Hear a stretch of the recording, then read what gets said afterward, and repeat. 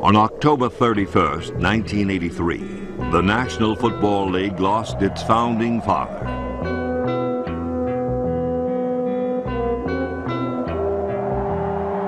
At the age of 88, George Stanley Halas passed away.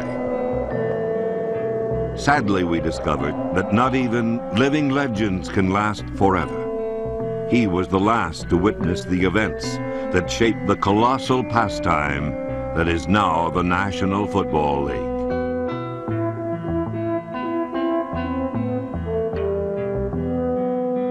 Halas spanned the entire history of professional football. He was there on that humid night in 1920 when the NFL was created. Nicknamed the Monsters of the Midway, Halas's teams wore their toughness like a badge of honor.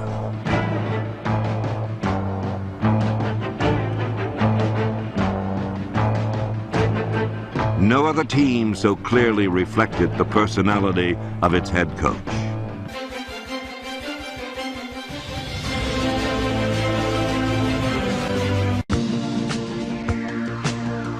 George Halas leaves behind many memories and friends, but also an imperishable monument, the National Football League.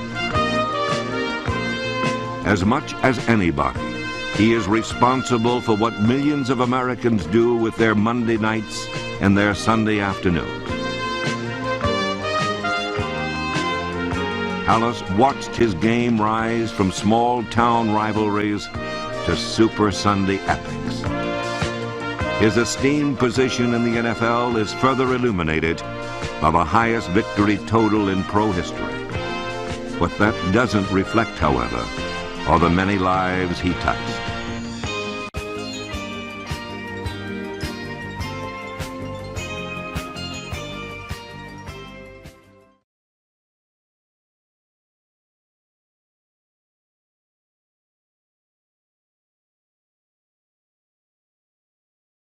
Today, the Chicago Bears against the Los Angeles Rams. It is a California afternoon at Anaheim Stadium. The Bears and the Los Angeles Rams. And the Rams talking title in the Western Division. As you can see, they are 5-4. The Saints won this afternoon over Atlanta and moved to 6-4. The 49ers still on top. In the Central Division, the Bears just trying to get better and hoping that maybe Minnesota will come back to them in that always scrambled Central Division. Hello, everyone. Tim Ryan and Johnny Morris here at Anaheim Stadium. And Johnny, this is a very special afternoon for the Chicago Bears, and indeed an historic one. It certainly is, Tim. This is the first game the Chicago Bears have ever played without Papa Bear George Halas, who died, as you know, earlier this week at the age of 88. Coach Mike Ditka says he doesn't want to dedicate just this one game to Papa Bear, but the entire rest of the season, and he hopes that the team is going to play in the mold of the old George Halas teams. Come hell or high water, the Bears were going to put a physical beating on you. I don't care whether you won or lost. You're going to know you in the damnedest game you ever been in your whole life.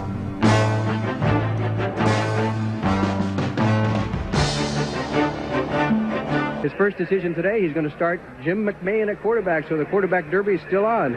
Well, he kept that secret all week. Made a big... And you can see on the shoulder of the Bears today a special commemorative patch for George Stanley Halas, the Papa Bear, who will certainly be missed throughout the National Football League, and what a mark he has left on the game of professional football. To the 5-yard line, down at the 4, and picked up at the 1 by Red, who's going to bring it up, and that was a mistake. He is hit almost immediately by Calvin Thomas, number 33, and got only to the 9-yard line, the 14-yard line. And so the Rams will bring out Ferragamo at quarterback. Eric Dickerson, Mike Zuman is what they call the U-back here.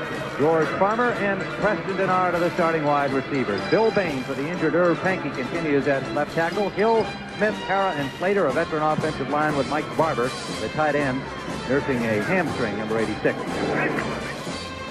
Vince Ferragamo passing at 62.5% this year with 14 touchdowns, but 17 interceptions.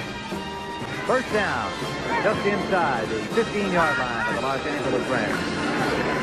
Dickerson is hit behind the line of scrimmage and dropped for a loss by Otis Wilson and Al Harris. And Al Harris is playing at right linebacker today, number 90. He has had some linebacker experience before, but with the injury to Dan Raines, who is out of action today, you'll see that Hartenstein, Osborne, McMichael for the injured Dan Hampton, rookie Tyrone Keys in Harris's spot, and then Harris with Singletary and Wilson in the linebacker position. A scrambled secondary, the fourth free safety to play in this position for the Bears, Dave Dewerson, for the injured Gary Fensick. And of course, Jeff Fisher also hurt. Dickerson trying to find room in the middle. Not much. Picked up a couple. Osborne is there again. And Otis Wilson, number 55. So it'll be 2nd and 8 for the Rams. Coming out from their own 14-yard line for the game. Made up the yardage on one run by Dickerson for a first down. They had first down yardage again on the pass to Redden, but now they're back at 1st and 15. A four-man front for the Bears. Barry Redden. Redden off tackle is stopped after a gain of about 4 yards in Atlanta. Ferragamo under pressure finally just unloads the football. Tyrone Keys was the man who made him finally give it up. There was good coverage downfield by the Chicago Bears secondary. There certainly was, because Ferragamo had all day. He'll take that time anytime. Third down, Farmer in motion, the pitch to Dickerson. Dickerson cannot get running room again. Superb defensive play out the left side. And while he didn't make the tackle, it was Al Harris who forced the play. And it wound up being Keys and Wilson who got a clear path to make the hit on the rookie Dickerson. This young man's playing well. He certainly is. And the key is that they're turning him inside and they're getting good support from inside. Watch number 50, Singletary. Now you see Harris strings it out to try and force him in. Then you'll see Otis Wilson and Singletary, everybody from the inside of the field. So that's the game plan on defense. Dickerson, and it'll be close to the first down. Again, the Bears with good pursuit on Dickerson. Keys was there, along with the linebacker Singletary. And it appears from our angle to be just short, and they'll measure. It is short, I believe, almost a yard. Tyrone Keys and Al Harris certainly have been two key components here today defensively for the Chicago Bears, forced to make changes because of injuries. Hampton is out. Fensick, Fisher, had safety spotter out. Raines, Campbell, Cabral all hurt. And they stopped it. Well, John Robinson gets the raspberries from the fans here in Los Angeles as the Rams go into a punt formation. Tyrone Keys at both left defensive end and right defensive end. 2nd and 10 for the Rams, but it will be 1st and goal for the Los Angeles Rams at the Bears 7. Play action, a quick flare out the right side. That is the rookie Ellard. Blockers could not quite get there fast enough in front of him. And 7, Dickerson away from one tackler. Stopped at the 6. Steve McMichael finally pulled him down, but Dickerson just had the kind of a drive they had last time around. They're going to protect their lead, but they have called timeout as Vince Ferragamo evidently didn't like what he saw. Defensively, presented by the Chicago Bears. So we'll be back with 7:08 remaining regulation time and a Ram lead.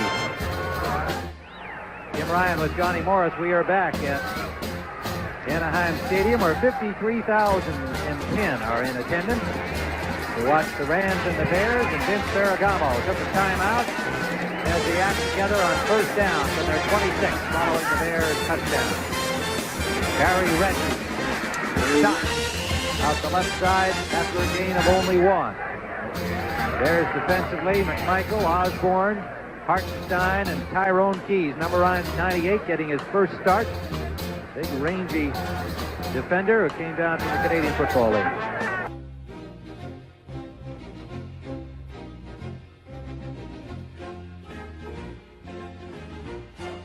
Well, Barry Redden is still in there. And I wonder if Dickerson is tired or what. They've got him in a passing situation, and it stopped the clock. 4:49 remaining remaining regulation time. 7-point Rams lead. Dickerson takes it up the middle and got about 4, maybe 5 before he's driven back. Osborne was there. Keys was there. Tyrone Keys and Al Harris certainly have been two key components here today defensively for the Chicago Bears.